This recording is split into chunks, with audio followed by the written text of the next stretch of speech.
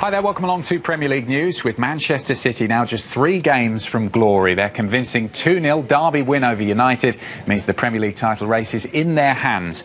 They've moved a point above Liverpool with 3 games each left to play. Win those and City will retain their title. Manager Pep Guardiola, though, is urging his players to stay calm. Andy Henry reports after a season-defining night at Old Trafford. Your remarkable Marcus Rashford interview very shortly. But firstly, it's all about the title race. We have former players from both clubs standing by to speak to us. Manchester City's Sean Goater at the Etihad and Liverpool's Neil Mellor, who's there for us at Anfield. Let's start with you, Sean, at City. You were at Old Trafford last night enjoying the game. Just how big a result was this in terms of the title race, do you think? Yes, Adam, I was, and what a game it was. I think it's a huge win for City. Certainly after winning against Tottenham and then Crystal Palace, I felt that it was huge. It gave them momentum to take on Man United, and we saw how great a performance it was last night. And Sean, let's plot the chart to glory. Next up, Burnley away. City have beaten them 5-0 in both the League and the FA Cup this season at home. But are Sean Dyche's side a completely different prospect when they play at Turf Moor? Yes, they are a workmanlike team. When Sean Dyche looks for his team to be solid, compact, workmanlike performance, and that's what we expect. So I think Pep will be putting his mind, he'll be thinking about Burnley in terms of where can he find some marginal gains to exploit their weaknesses to get their 3 points. And in terms of the run-in for your old side, where is the potential slip-up if it's going to happen, do you think? Well, if there is going to be a slip-up, it will be within Man City in terms of players not performing to their levels, or perhaps not fulfilling what Pep Guardiola is wanting. So, they have to stick to the game plan. Pep certainly will have, a plan B and a plan C, but the players have to execute to the same level they have done in recent weeks. Absolutely. Thanks very much, Sean. We'll be back with you there at the Etihad in just a moment. Let's go to former Liverpool player Neil Mellor at Anfield. What a strange situation it was in the end. Liverpool fans cheering on United. Did you watch the match? What did you make of it? I did watch the match. Certainly at half-time things were going to plan. It was very difficult for anyone from Liverpool to support United and want them to score. So 0-0 was the ideal scenario, really. But Manchester City, they showed the quality that they've shown so consistently over the season and found that extra bit of quality to unlock United. And in the end, it was a comfortable evening for them. And be honest, did your heart sink a little bit when Leroy Sané scored that great goal? I was thinking, where's Darmian? Can he not get a little bit tighter to him? Of course. I mean, City had Spurs, they had Manchester United, and you were thinking that's two tough tests for City. Can they overcome them after the disappointment of being knocked out of the Champions League? They've overcome them. There's 3 games to go.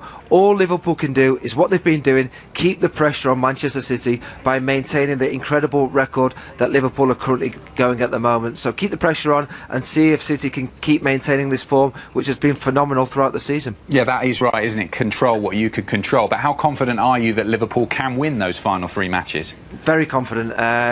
Jurgen Klopp has certainly improved Liverpool to a level. Rather than talking about qualifying for the Champions League, Liverpool are now in a position to challenge and really push Manchester City this season. The only tough one for me, I look at Newcastle away, because that falls in between the 2 games against Barcelona in the Champions League.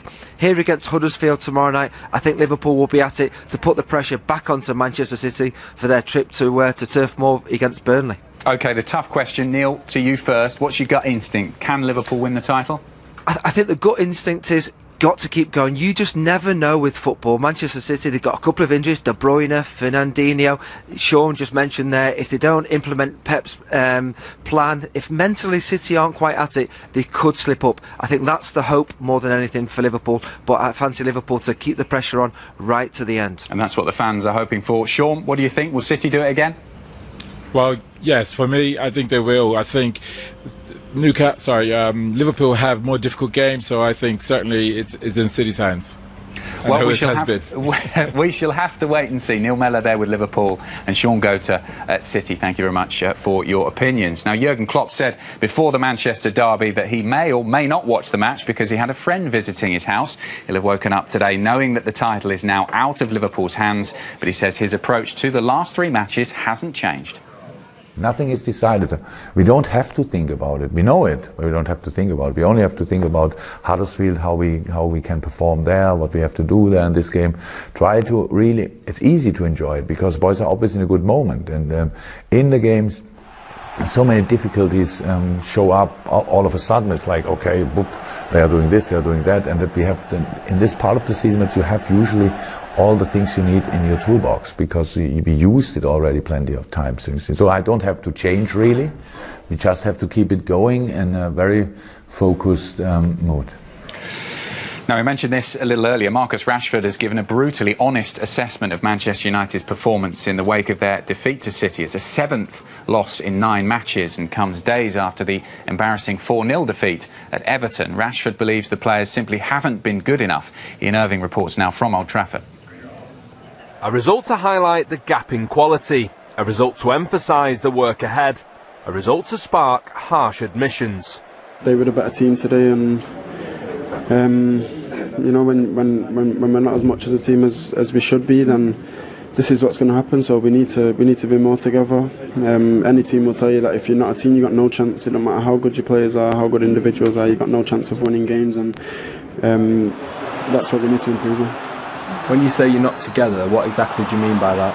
I just think on the pitch we need to support each other more. We need to give each other options. We need to react better to mistakes. Everything, the whole bunch of it needs to improve, and you know, nobody can do that for us. We have to do that between the players. The manager can't do that for us. We have to do it ourselves.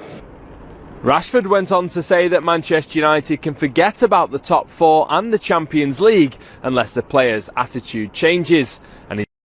But of course, what I'm saying, Rash is saying, every day should be, you should be 100%, and of course that's my job to make sure that I have a group and a squad and a team that will do that for us, and that's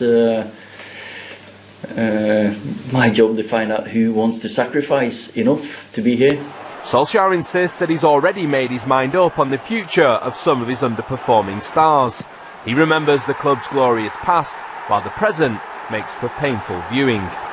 Well, they're not good enough, and that's not his fault.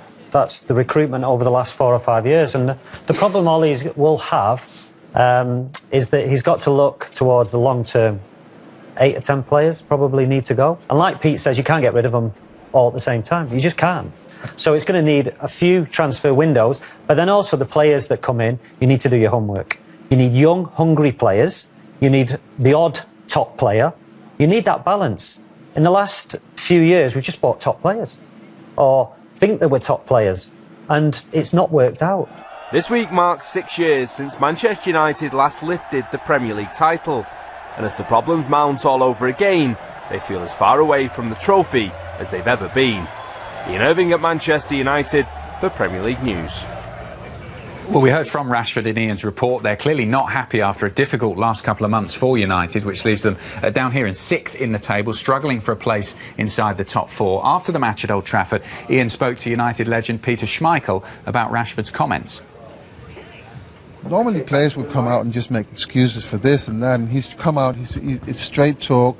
You know, he's a young lad, he's very, very disappointed with the result, and he's come out, spoken his mind, and that is now in the public domain now. There is this dissatisfaction with how the dressing room is. So now there is a situation that they will have to deal with, and I think that it's a good beginning, it's a good start. The dressing room you were in, is that the type of conversation you would have after a result like this? Well, you can never ever compare. I think we played in a different time, the mentality was different, football was very, very different. The generation now is different to, you know, 2 or 3 generations before. The world they grew up in, the way they've been brought up by, you know, the standards that we set for the kids. So you can't compare. But what is abundantly clear for me is that in this team, it lacks leaders. And I know everywhere in football they're screaming for leaders, but Manchester United is such a big club, they should have at least one, but 2 or 3 in the team. Because what happened today, When they scored the first goal, no one reacted. They picked the ball out of the goal, went up to the halfway line, put the ball down, waited for Man City to finish celebration. No one was walking around saying, "Come on, let's do this." No one. They just stood there, and that's what this team needs. And I think that's what Marcus Rashford. That's one of the things that he sort of aired today, and he might just be that guy. Well, Paul Pogba didn't impress too many pundits last night, but he has impressed his fellow players this season. Lindsay's here in the studio to tell us more about that. Lindsay. Yes, the PFA Team of the Year has been announced today, Adam. It's voted for by the players themselves, and Pogba is the only non-Liverpool or City player to make the cut. Now, it's worth pointing out, as this team loads up, that it was voted for back when United were in the middle of that run of 14 wins, but dominated clearly, as you can see, by City and Liverpool. The back four there, including 3 Liverpool defenders. The attack includes Raheem Sterling and Sergio Aguero from City, and both of them going up against each other for the PFA Player of the Year award, which will be announced on Sunday. But a couple of staring omissions from that team that you can see. No Mo Salah there, who was Player of the Year last time out. Mane does make it, but one causing a stir as well. Merseyside to experience the highs, but mainly lows. In corners of Liverpool, decades of deep-rooted rivalry disappeared for the Manchester derby. Klopp's title chasers became Solskjaer supporters, wanting the unthinkable. I want a United win. No question, yeah. I don't care who they are. If it means we win the league, it doesn't matter. I think I was one last time Liverpool won the league, so it'd be nice to see them win the league, and I've got a ticket for the last match as well. Obviously, I'd prefer a Man United win, but I don't think we can lose either way. If City win, just laugh at Man United, don't you? Like millions of others, they could only watch, wait and wonder. Some from Merseyside, some from further afield. It's huge. I was born in 1990. It's the last time Liverpool won the league. I'm the exact age that they've gone without winning the title. It just feels like destiny to me. We would love to see them pull it through. This is historic for us, so let's go Reds. Then disbelief at United's miss and despair at 3 points for their title rivals. Man City was superb, I can't complain. At the end of the day, sometimes you can hold your hands up and say, listen, Man City were brilliant. There's a lot of fellas that haven't seen us win the Premier League, but yeah, a European Cup would be nice if we couldn't get the Premiership. I've never ever thought I'd support Man United, but here I am. I'm never going to again. Now, though, it's advantage City in a 3-match title thriller, and expect that usual rivalry between the Red clubs to resume. Peter Stevenson in Liverpool for Premier League News. Yeah, tough gig for Peter, that free night out, wasn't it? There's much more to come on Premier League News.